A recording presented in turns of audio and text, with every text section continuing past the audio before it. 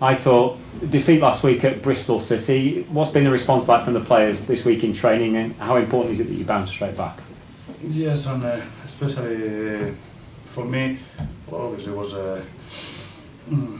disappointed to lose that game, but for me it was worse the way that we lost that game, because we didn't play well, and more concerned that it was in that game, because 2 days or 3 days before we had played against Brentford, and our performance was also bad, and I told them that when you play well and you lose, but you are playing well, the following game you are gonna win. When you are playing bad and you win the game, because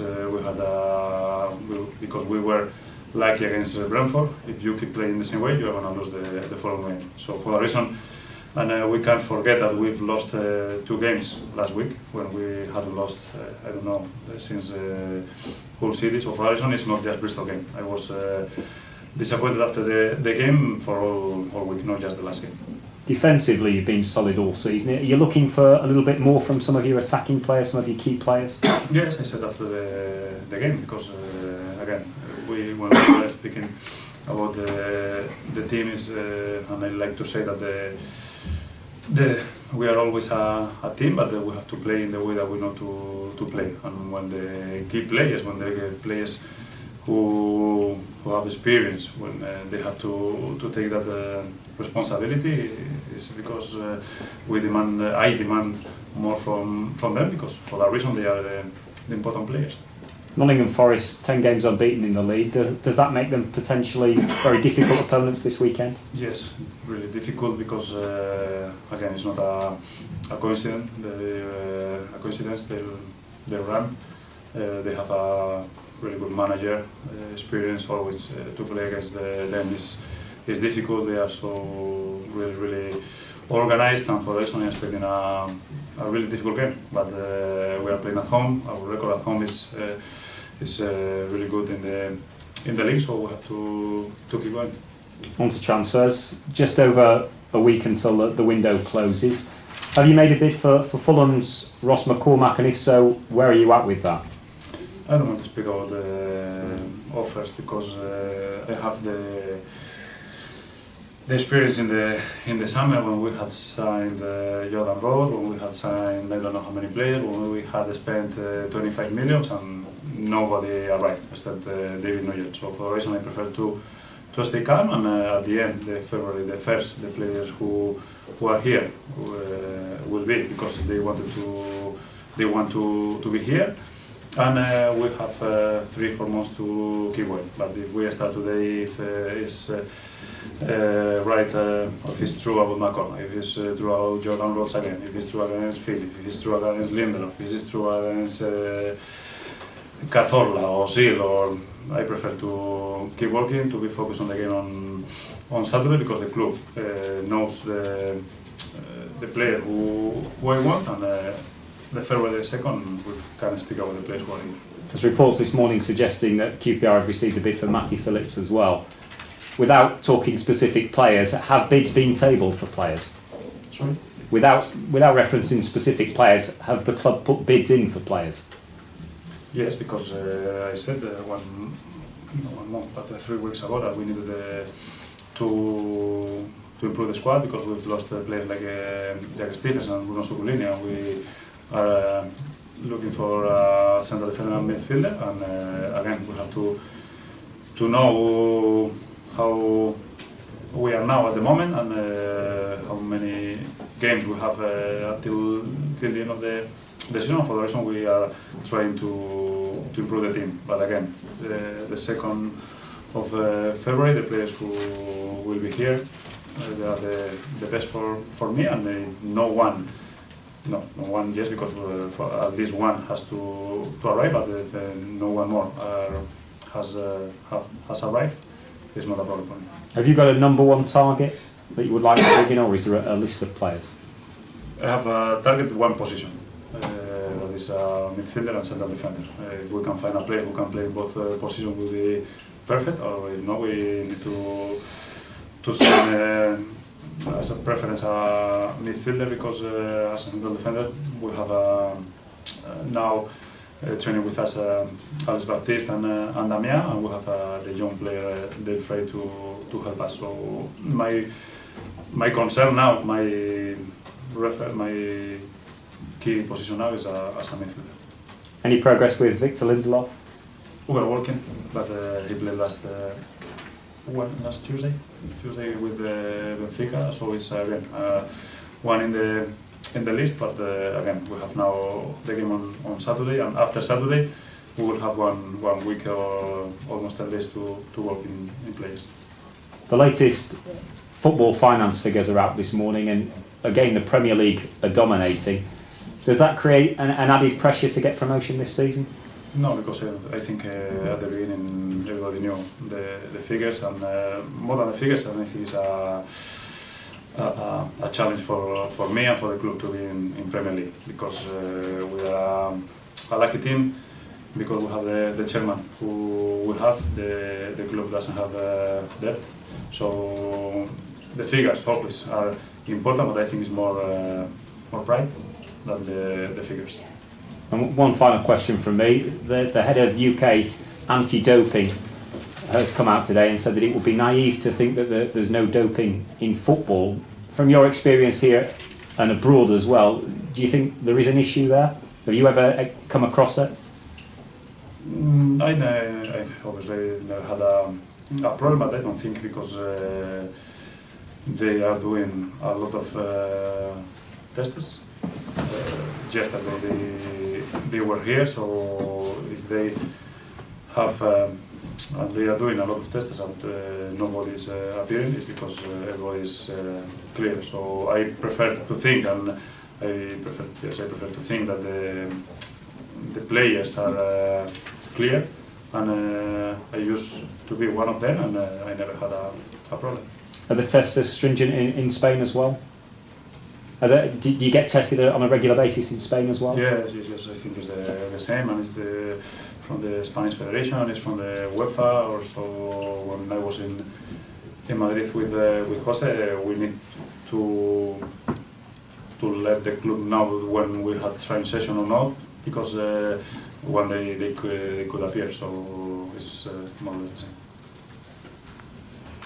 Aitor, you've obviously had a week to reflect on the disappointment. The players, do you think, in a sense, it's been like a wake-up call that they realise that they can't let their standards slip if they want to stay on top of the championship table? Yes, I think it can be the best explanation, a wake-up call, because it's sometimes I can understand them, because you are at the top of the table, you are 6 points clear, you've won I don't know how many games in a row, you've been without conceding last 8 games, and sometimes it's difficult to keep the concentration, and for that reason I am here to try to keep that concentration, but it's a good wake-up call, and again, it's not just the last game against Bristol, it's the last week. Is that one of the difficulties of being top of the table, that it does create an extra pressure for the players? No, I think it's more pressure to be behind, because when you are at the top, you have everything on your hands, and I think no. I prefer to be 6 points above the third position than to be 6 points below the first position. For the reason I think there's no more pressure, and now we need to manage the situation, and we need to know that we have to keep going, because we've done nothing yet, and we are in January. We have now another game, and we have 2 weeks without game, because we are not in the Cuba, and Kidons has a game the 13th, so we have now 2 weeks to work. But the first thing and the main thing is to try to win the game on Saturday.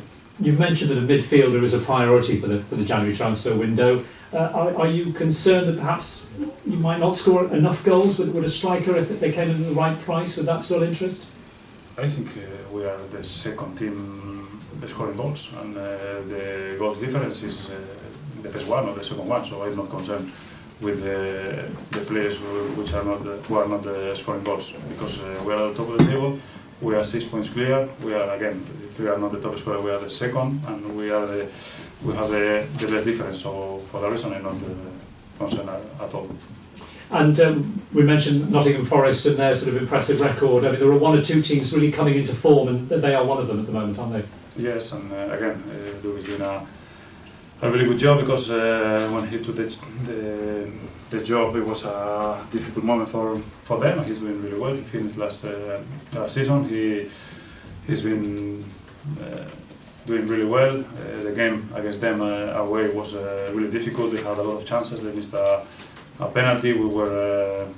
I said after the game that we hadn't been lucky. We had Dimi that day, so for this one I'm expecting for a really difficult game.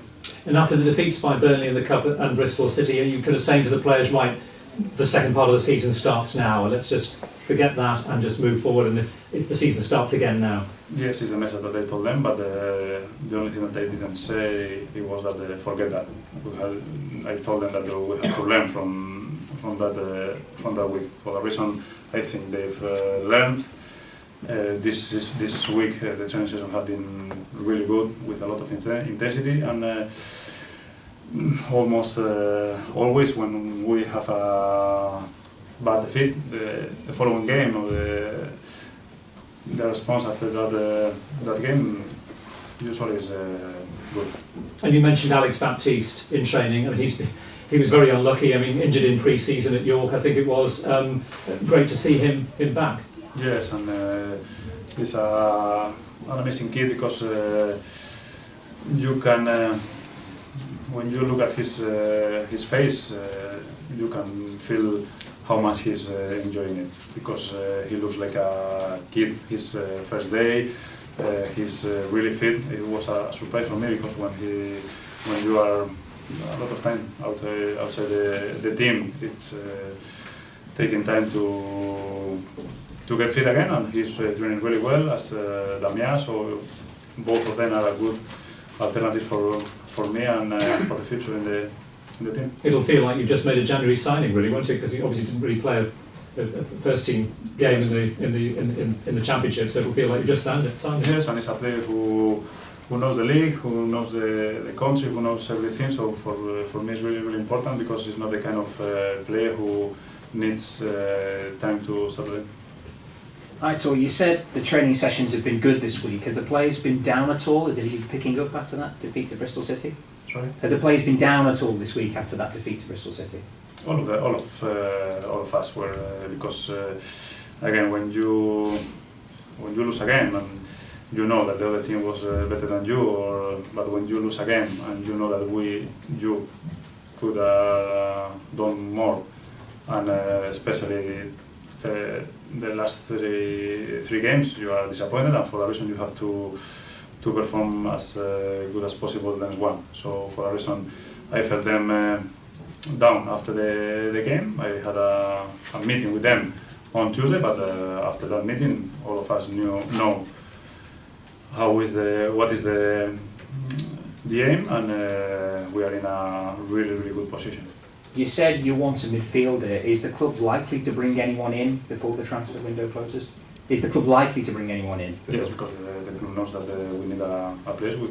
Because we had Jack Stephens and Bruno Succolini, and now no one of them are here. So for a reason, it's not a problem, and I'm completely sure that one player in that position is going to arrive. I know obviously you're good friends with Jose Mourinho. Have you spoken to him lately? Is he enjoying time out of the game, or is he missing it? Knowing him, he's deciding to take a team now, because he's the kind of person who can't be stopped at home. But I think now he's enjoying with his family, and yes, enjoying watching the game from outside.